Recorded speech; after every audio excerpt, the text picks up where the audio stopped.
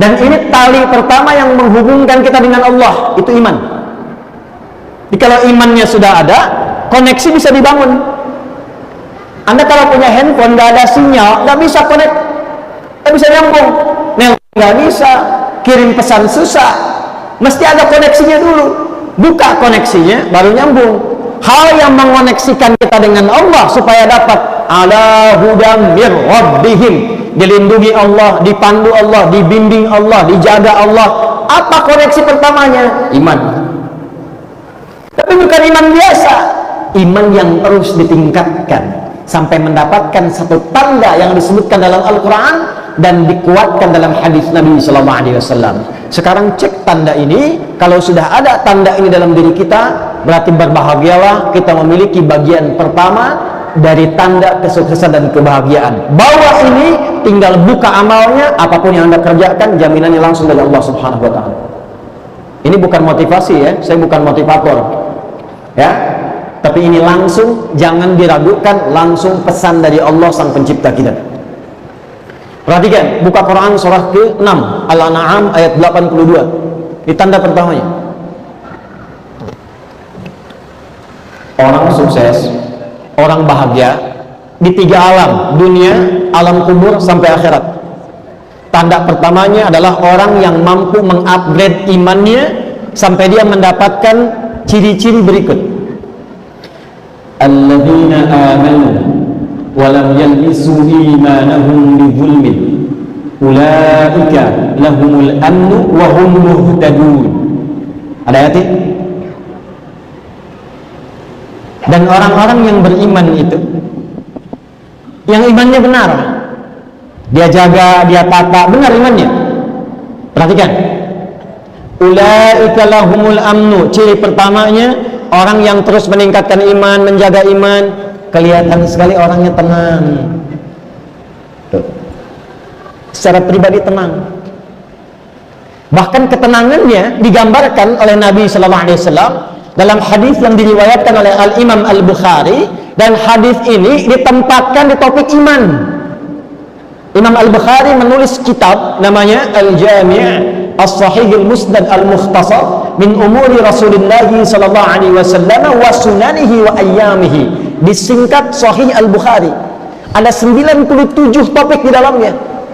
Pertama, kitab Bad'ul Wahyi, kedua kitabul iman, ketiga kitabul ilmi sampai ujungnya tentang kiamat dan syafaat. Nah, di tempat 2, topik yang kedua, kitabul iman, nomor hadis yang ke-16.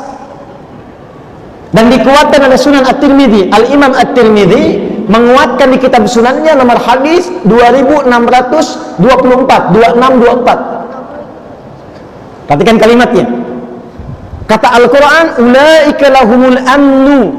Orang yang imannya benar, terus di-upgrade, terus naik, gak bercampur ya dengan hal-hal yang mengotori iman sampai dipastikan dia mendapatkan kenikmatan iman. Maka yang pertama kata Allah, ulaika lahumul amnu. Dia mendapatkan ketenangan dengan imannya, tenang, nyaman. Apa ciri terlihat dari ketenangan imannya itu? Talatatun man kunna fihi wajada halawatal iman. Ada 3 hal pokok yang kalau dia mendapatkan 3 ciri itu, dia mendapatkan nikmatnya iman. Insyaallah. 1, ayyakuna Allah wa rasuluhu ahabbu ilaihi min siwahuma. Dia menjadikan Allah dan Rasul sebagai prioritasnya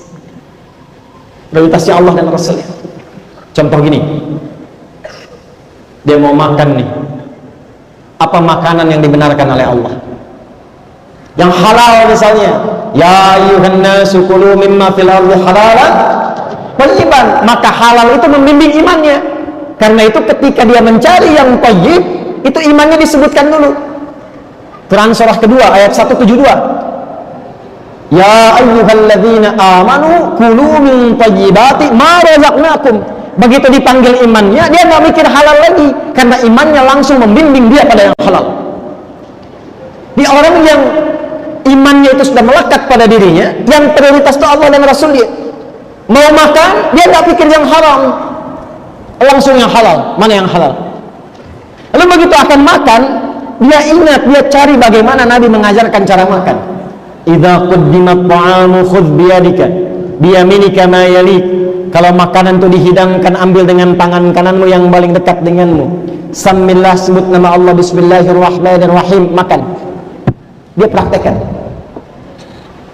Dia mau jalan, dia lihat bagaimana Allah menyukai jalannya orang-orang yang dengan iman dia berjalan. Wa ibadur rahmanil ladzina yamshuna 'alal ardi hauna. Hamba Allah yang penyayang itu kalau jalan, jalannya bagus. Wa idza khatabahumul jahiluna qalu salama. Dia enggak ganggu orang. Dia naik motor, enggak usil sama orang. Dia naik mobil enggak merasa hebat. Dia jalan kaki enggak merasa tinggi. Dia hormati orang lain. Dia jaga lingkungan. Kalau ada yang mengejek, memprovokasi, dia mendoakan. Allah imannya. Iman menjadikan dia tenang. Tenang. Dan menariknya, orang-orang sekitarannya pun merasa tenang dengan hadirnya dia. Itu, pernah nggak merasakan? Pulang ke rumah, anak-anak nyaman dengan Anda. Istri nyaman dengan Anda. Di kantor, orang nyaman dengan Anda. Di kampus, teman-teman sekuliahan nyaman dengan Anda. Terus upgrade diri sampai merasakan ketenangan itu dan menjadikan tuntunan Allah dan Rasul sebagai prioritas. Kedua apa? Ini yang paling menarik. Ternyata iman yang bagus ini nggak berdiri tunggal, sifatnya nggak personal, tapi bisa diwariskan pada orang sekitarannya. Yang kedua yang mendapatkan kenikmatan iman, kata Nabi Shallallahu Alaihi Wasallam, ketika dia mampu saling mencintai karena Allah. Masya Allah. Maaf ya, melihat orang lain itu bi'ainir rahmah. Ada orang lewat nggak nyapa, alhamdulillah, mungkin sedang buru-buru, iman. Ada orang mencela, oh masya Allah, mungkin belum tahu, iman. Hilang sendal, cari dulu. Nggak ketemu, alhamdulillah, amanah sendal sudah saya tuntaskan dan berhenti di Masjid At-Taqwa. Mudah-mudahan jadi saksi jannah di akhirat nanti. Amin. Amin itu maksudnya hilang sendalnya. Masya Allah, iman. Jadi orang yang dapat kenikmatan iman itu antara anugerah dengan musibah, dua-duanya sama. Saat ada suka dia bersyukur, saat ada duka dia bersabar. Jadi dua-duanya sama aja, diposisikan sebagai ujian. Makanya kata Nabi, ajaban li amril mu'min. Orang kalau sudah benar imannya, perkaranya mengagumkan. Semua nggak ada bedanya. Semua dilihat sebagai ujian yang melahirkan pahala. Dapat kedudukan, inna lillahi wa inna ilaihi raji'un. Ujian dari Allah. Bukan untuk pamer. Dijaga, bikin kebijakan yang baik. Jalan-jalan lihat masyarakat. Tanya jawab, didengar aspirasi, dibikin kebijakan yang menyejahterakan. Kalau muslim, ajak muslimnya untuk ibadah ke masjid. Tunjukkan keteladanan kepada non muslim, toleran, didengar aspirasinya, didengarkan, diberikan kebaikan-kebaikan. Iman. Ikut kontestasi nggak terpilih, alhamdulillah, alhamdulillah, dia sabar dengan itu.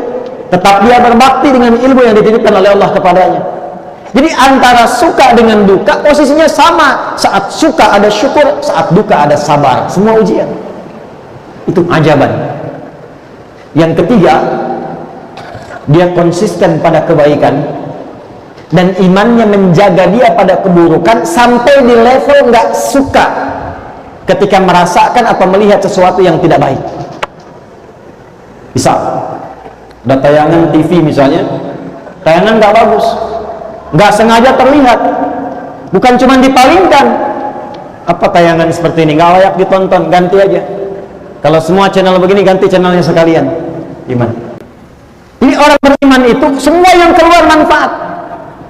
Makanya ujung ayatnya Allah sampaikan, perhatikan kalimatnya, wa hum muhtadun ulaika ala hudan mir rabbihim. Ala hudan itu kalau melekat kepada orangnya disebut muhtad, jamaknya muhtadun, orang yang ditunjuki oleh Allah. Nanti hasilnya apa? Semua bagian tubuhnya, ini bagian pertama, semua bagian tubuhnya dari ujung kepala sampai ujung kaki, ya, itu semuanya dibimbing oleh imannya supaya mengerjakan semua yang bermanfaat.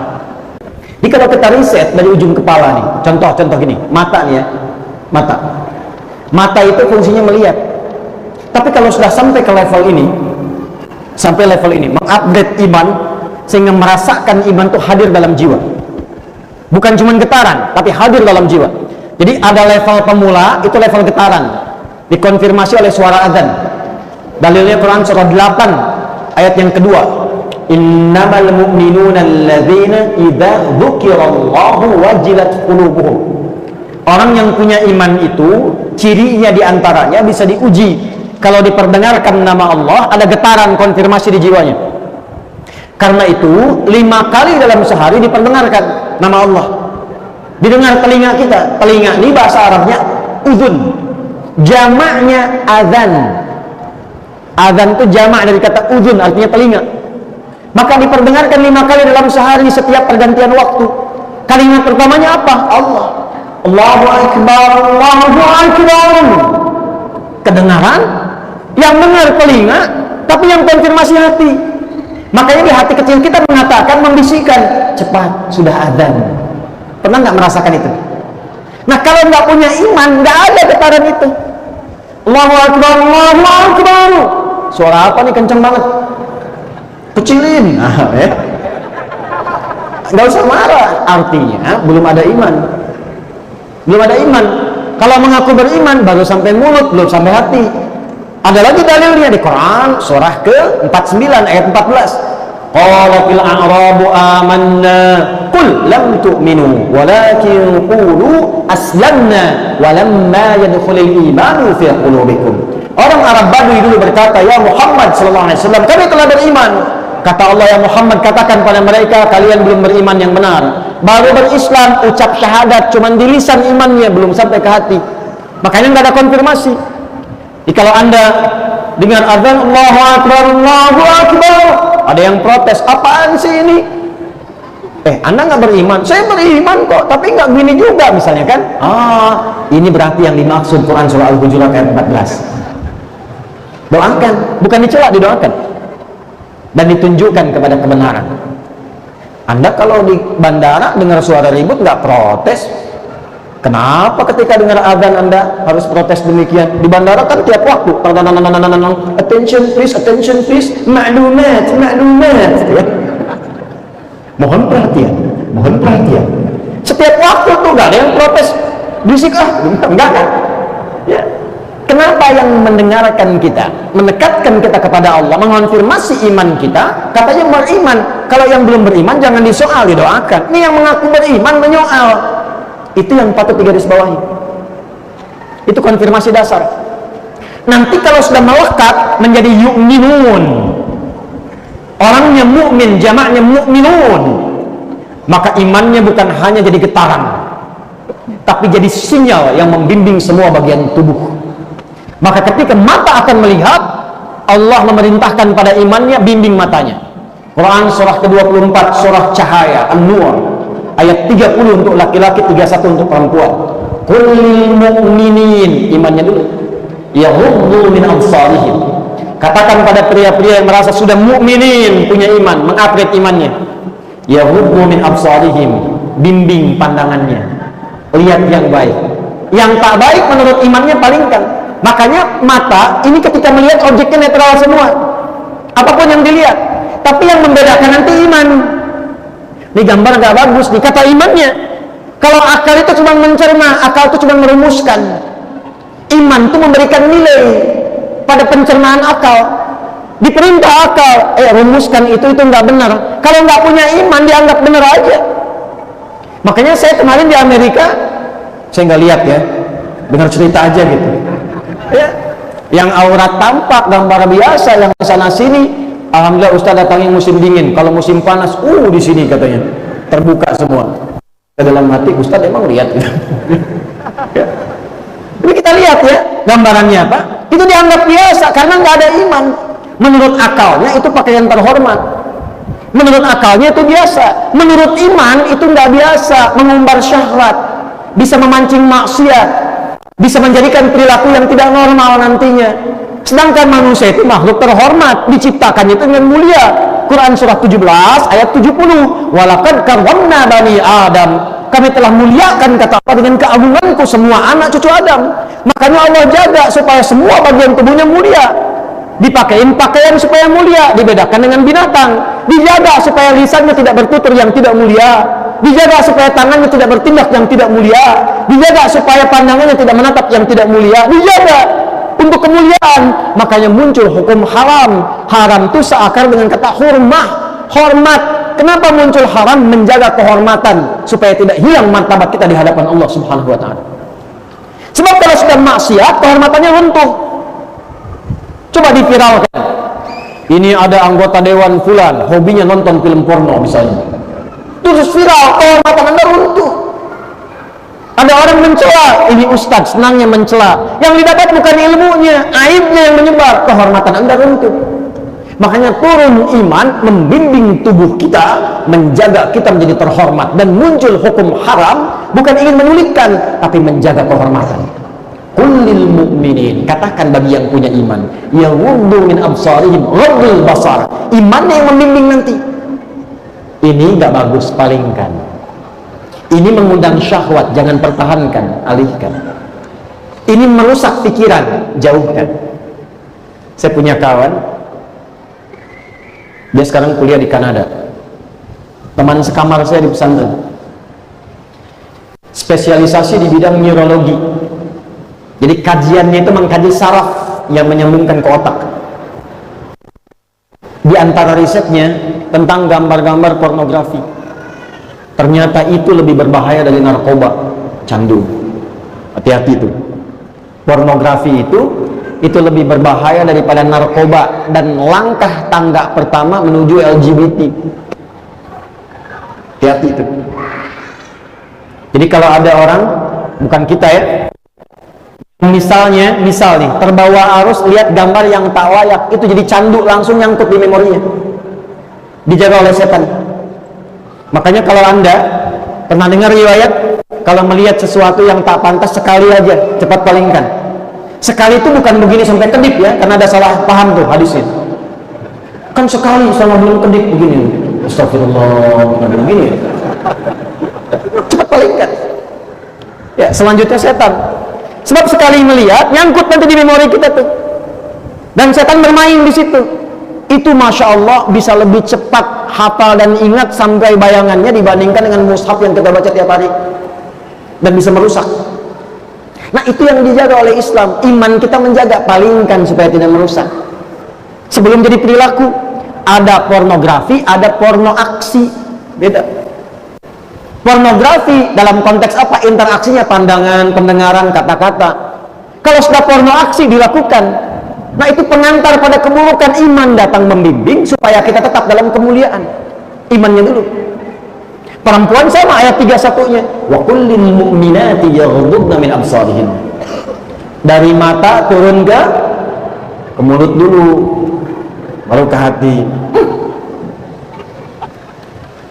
Dari mata turun ke lisan. Lisan iman dulu, baru lisannya. Quran surah 49 ayat 11 sampai 12. Ya ayyuhalladzina amanu la yasra qaumin qaum la yaghtab ba'dukum ba'dha. Hei orang-orang yang telah punya iman, imannya dulu. Pasti kata Allah, iman itu akan menjaga lisanmu dari sifat saling mencela. Aku berikan lisan bukan untuk mencela merendahkan orang lain. Aku jadikan lisan untuk berkata yang mulia, yang baik-baik. Tak mampu diam, maka muncul hadis Nabi. Man kana yu'min, pakai yu'min, iman yang diupgrade. Man kana yu'minu billahi wal yawmil akhir falyaqul khaira aw liyasmut. Siapa yang mau mengupgrade iman, merasa beriman pada Allah dan merasa akan dihisab di hari kiamat kelak, falyaqul khaira, katakan yang baik-baik, aw liyasmut, kalau enggak mampu diam. Iman. Sekarang saya tanya tuh, maaf ya, maaf, dari tubuh kita aja nih, udah nyampe belum ke derajat ini? Makanya Nabi itu nggak ngasih dunia dulu.